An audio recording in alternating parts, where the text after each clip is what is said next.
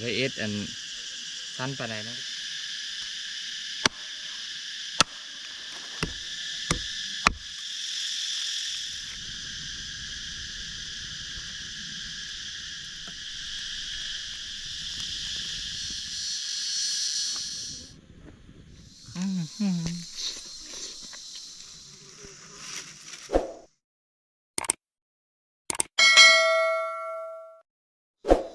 กาไปใกล้สบายดีแล้วกะสวัสดีผมแม่พี่น้องทุกคนตอนนี้กะหลังจากที่มาแต่หากินทุกคนทำมันนะทุกคนมันงูใหญ่ทุกคนนี่พอต้องจุดเส้นทุกคนบุคอยได้จะเกิดก็ได้ทุกคนนี่งูจงอางยักษ์ทุกคนนี่ปอต้องอ่ะเดี๋ยวสิไปหาฟื้นหาโลไปเลยเกมซิโคทุกคนกาว่าบริโนอนเลยทุกคนได้ในยูได้กินเลยนะไปเดี๋ยวไปเบิ้งน้ำกันทุกคนเฮาเฮ็ดโคเฮ็ดในเลิกกินทุกคนนี่ป๊อกง่ายเนี่ยนะทุกคนคอยไปแต่พี่ขนึงเห็นบ่ทุกคนเห็นบ่เงาขนึงอยู่นะเห็นได้คอยไปแต่พี่นะเฮาหาเก็บฟืนนะเมื่อกี้ทุกคนช่วยหน้านะช่วยหน้าลังตาแล้ววันนี้โอ้ยตัวมือแห้งทุกคนที่เอาเหิงเติบทุกคนเกือบชั่วโมงนะทั้งไปทั้งมาอยู่ฮะนะ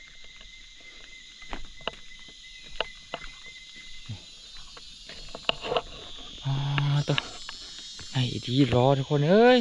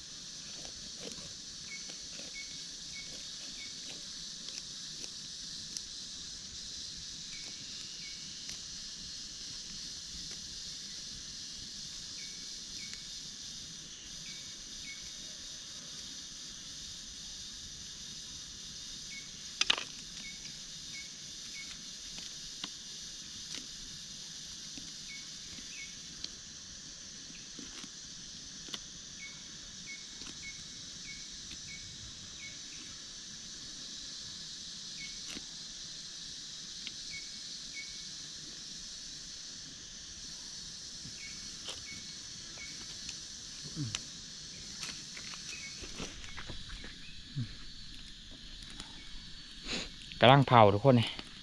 เผาไม่ไหม้ทุกคนท้องกินยวะนะทั้งมันทุกคน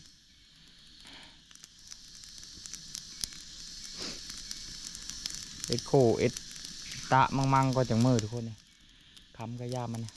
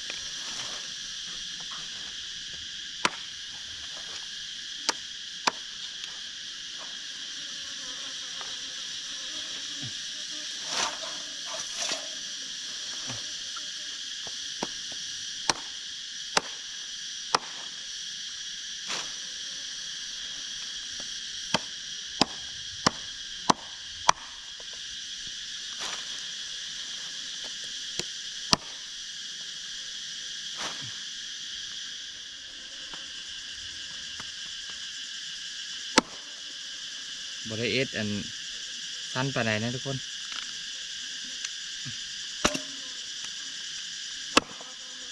ทอนยาวๆเลยนะเพราะว่าไม่สิตาสบายนะ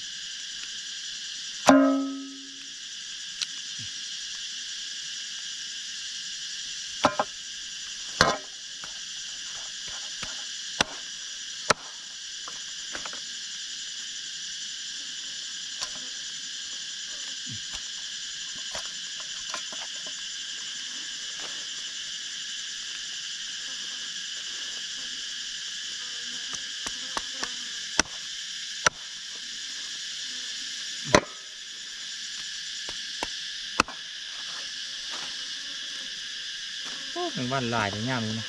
เพราะว่าจะอยู่บ้านอยู่ดงนะทุกคนที่ใส่กับนี่ในวันที่กินข้าวบ่ได้นะ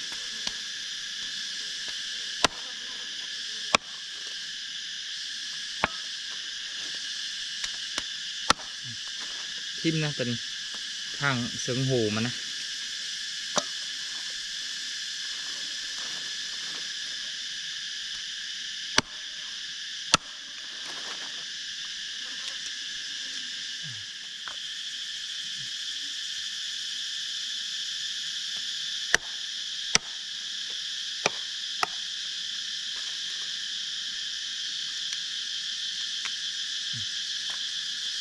ไอ้ที่หลายคนก็ถามนะกระดูกมันบาดโบ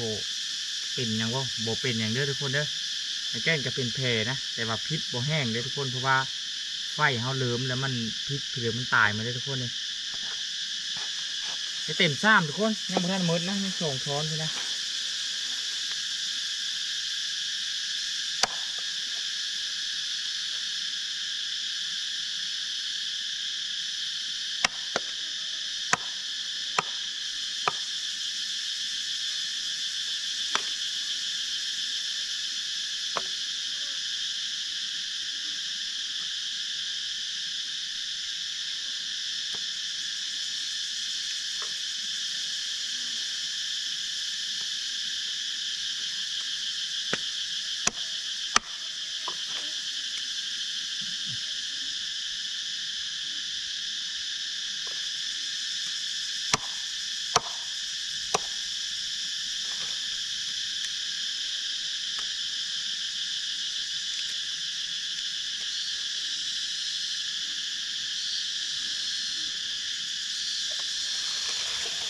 ไอ้ซ้ำใหญ่หนึ่งนะ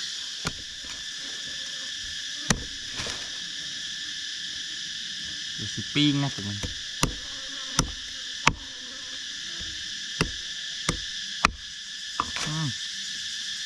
ปิ้งสี่ทอนเป็นไงปิ้งสี่มึงนะ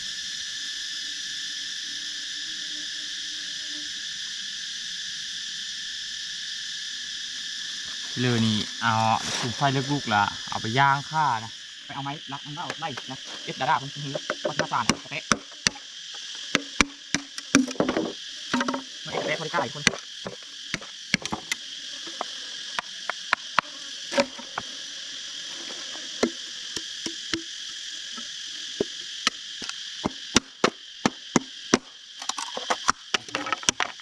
ระเตะคอยซื้อคน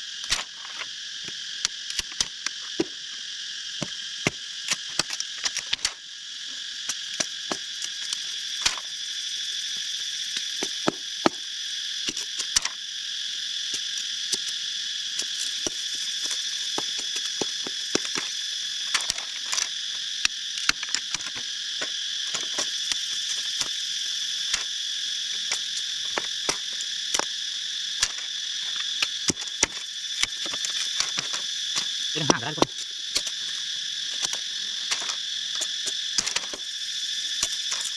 มาคนมาสานบิวก่อนนะบัน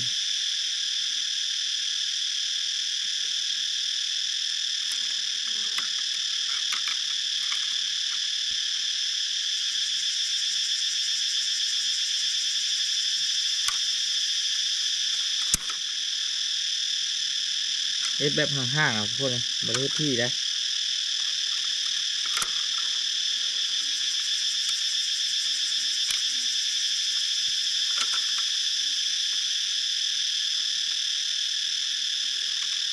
พอได้เอ็ดยางนี่ทุกคนนี่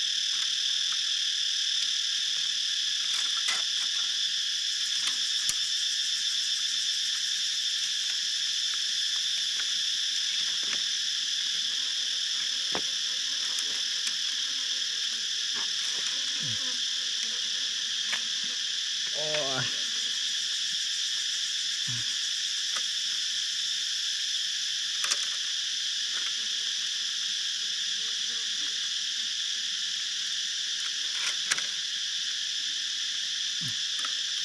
เอ็ดกะสิเบิดทุกคนเอ้ย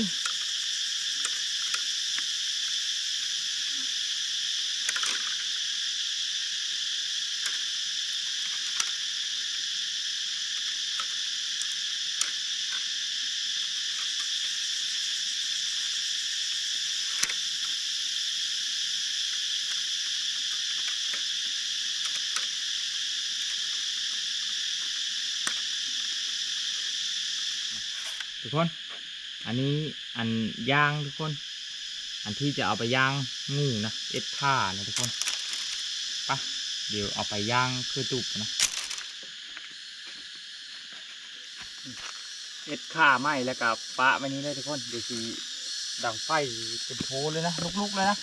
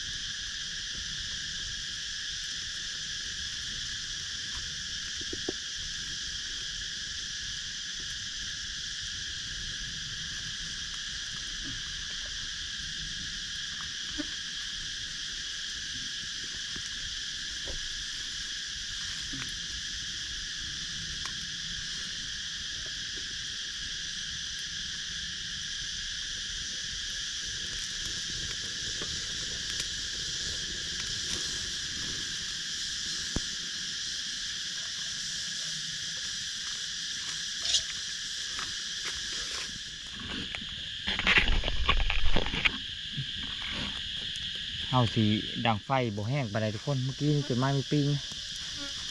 เฮาสีดังแบบยาวๆไปเลยให้มันแบบให้มันลุกเสมอกันนั้นทุกคนมาแล้วกัน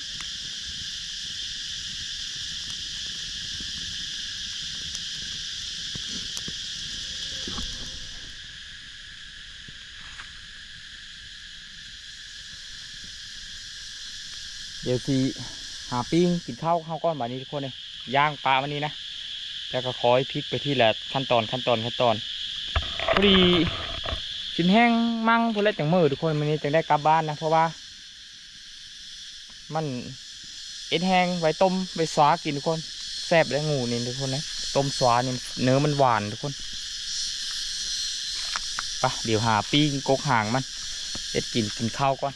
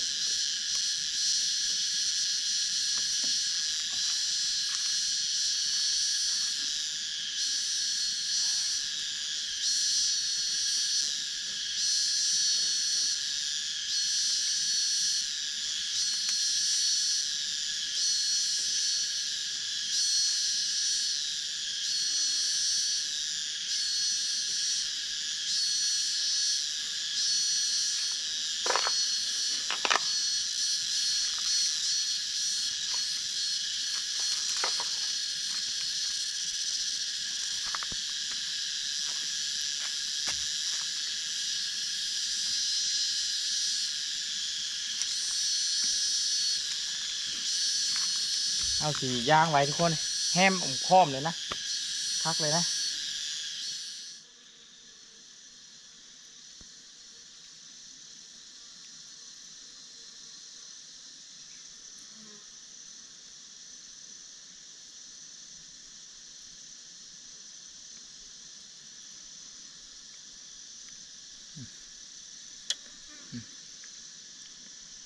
ปิ้งห่างมันทุกคน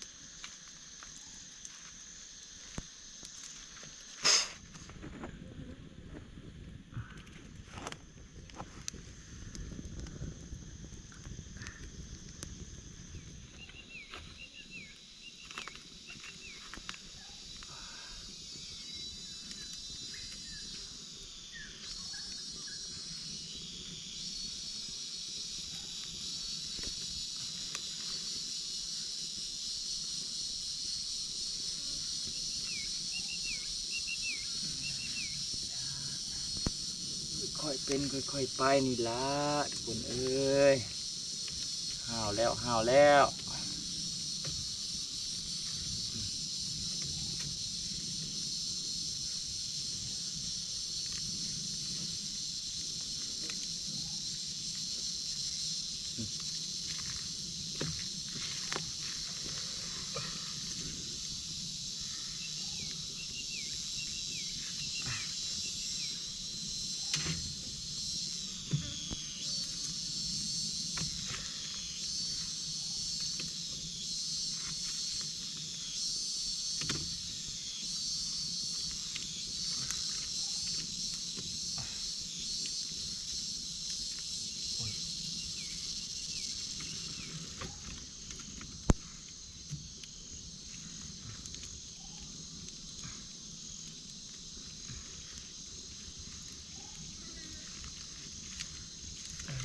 พูดแล้วนะ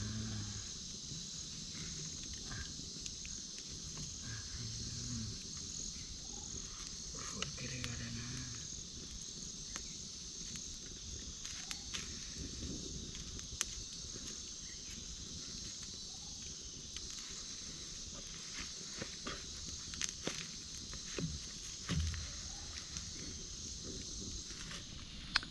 สุกแล้ว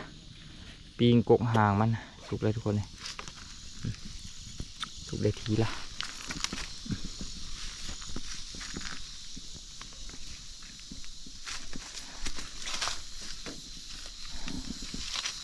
น่าก็น่าเสียดายนะนี่กะน่ะมันห้าวมาแล้วทุกคนเลยแดงข้อมนี่นะ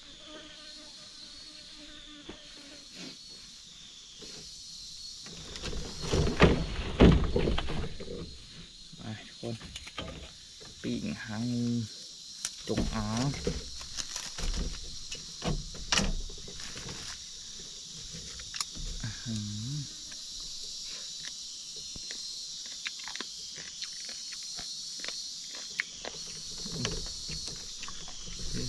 ใช่แค่นี้อ่ะ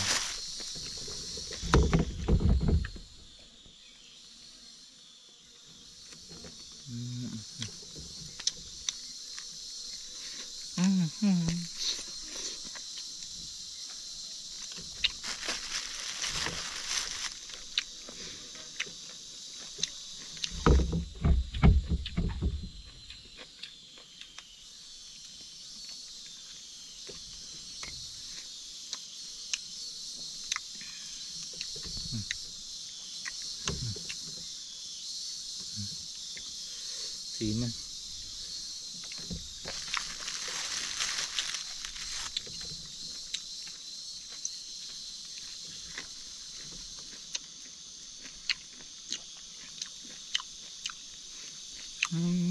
แซ่บ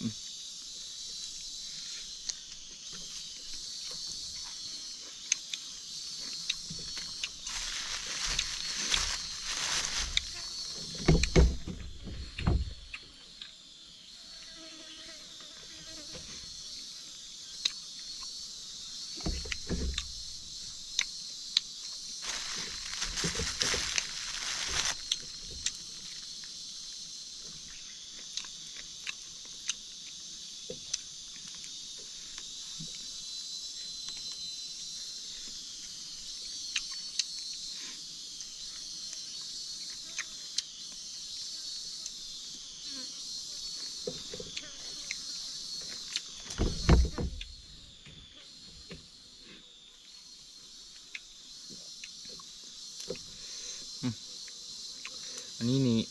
ศีลทุกคนศีลแบบศีลมันห่างสุดมันก็เลยเป็นต้นไหม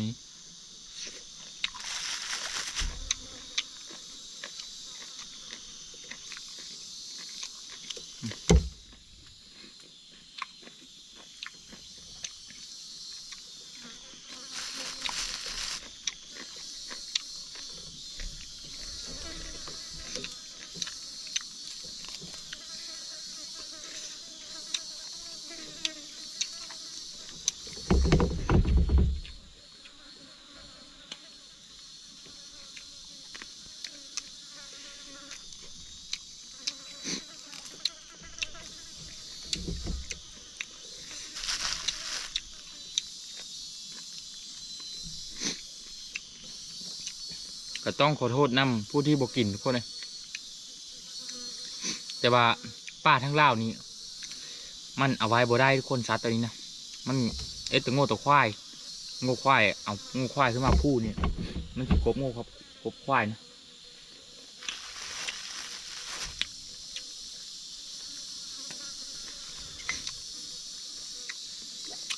ผู้เลิกบอกกินกับบอกเป็นยังนะเบิ่งเพราะความมันเทิงทุกคนเลย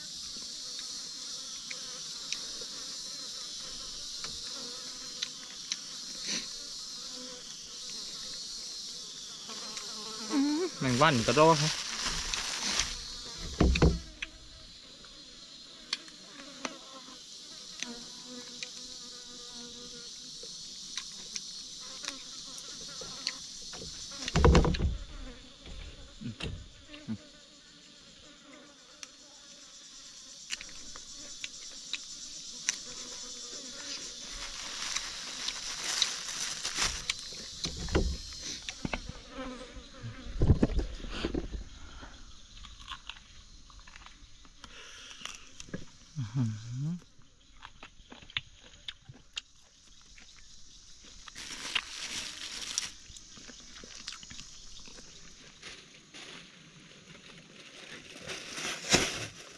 มดบนนี้นะทุกคน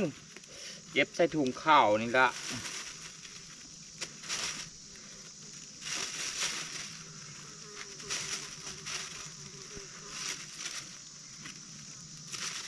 เมื่อตาอยู่เฮิร์นโตนะคือสีได้การแล้วละทุกคนนี่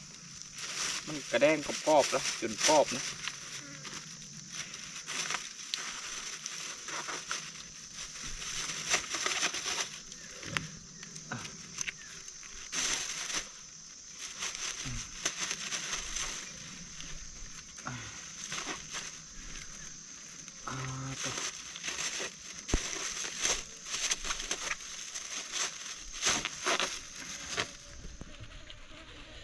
นะทุกคนเต็มถุงเยอะทุกคนประมาณ3 โลนะทุกคนได้อยู่3 โลทุกคนนักได้